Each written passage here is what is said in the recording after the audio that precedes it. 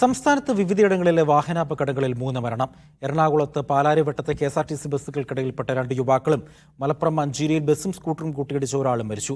തൃശൂരിൽ KSRTC ബസ്സും ലോറിയും കൂട്ടിയിടിച്ച് 15 പേർക്ക് പരിക്കേറ്റു. രാവിലെ 6 മണിയോടെ പാലാരിവട്ടം ചക്കരപ്പറമ്പിൽ 2 KSRTC ബസ്സുകൾക്കിടയിൽ ബൈക്ക് കുടുങ്ങിയാണ് അപകടം. ആലുവ സ്വദേശികളായ സജ്ജാദ്, റോബിൻ എന്നിവർ തൽക്ഷണം മരിച്ചു. KSRTC സ്കാനിയ ബസ്സിനടിയിലേക്ക് കയറി കുടുങ്ങിക്കിടന്ന ബൈക്കും യുവാക്കളെയും ഫയർഫോഴ്സ് എത്തിയാണ് പുറത്തെടുത്തത്. യുവാക്കളുടെ മൃതദേഹം സമീപത്തെ സ്വകാര്യ ആശുപത്രിയിലേക്ക് മാറ്റി. ഫയർഫോഴ്സുകാർ വന്നിട്ട് അവരുടെ കട്ടർ വെച്ചിട്ടാണ് ബൈക്ക് കാണാൻ പറ്റില്ല, ഉള്ളിലേക്ക് അങ്ങോട്ട് ആയി പോയിട്ട് അവർ ഫയർഫോഴ്സുകാർ കട്ടർ കൊണ്ടുവന്നു. കട്ടർ വെച്ച് മുറിച്ചിട്ടാണ് അവരെടുത്തത്. ബൈക്കും ആള് അപ്പം തന്നെ ഡാമേജ് ആകെ മരണപ്പെട്ടൊരവസ്ഥയിലായിരുന്നു. അവരപ്പം തന്നെ വന്ന് എടുത്തു. അപകടത്തെ തുടർന്ന് ദേശീയപാതയിൽ ഏറെ നേരം ഗതാഗതക്കുരുക്കുണ്ടായി. പിന്നീട് ക്രെയിൻ ഉപയോഗിച്ച് ബസ് മാറ്റിയാണ് ഗതാഗതം പുനഃസ്ഥാപിച്ചത്. KSRTC ബസ്സിലെ ഡ്രൈവർക്കുൾപ്പെടെ ഏതാനും പേർക്ക് ദേഹാസ്വാസ്ഥ്യമുണ്ടായി.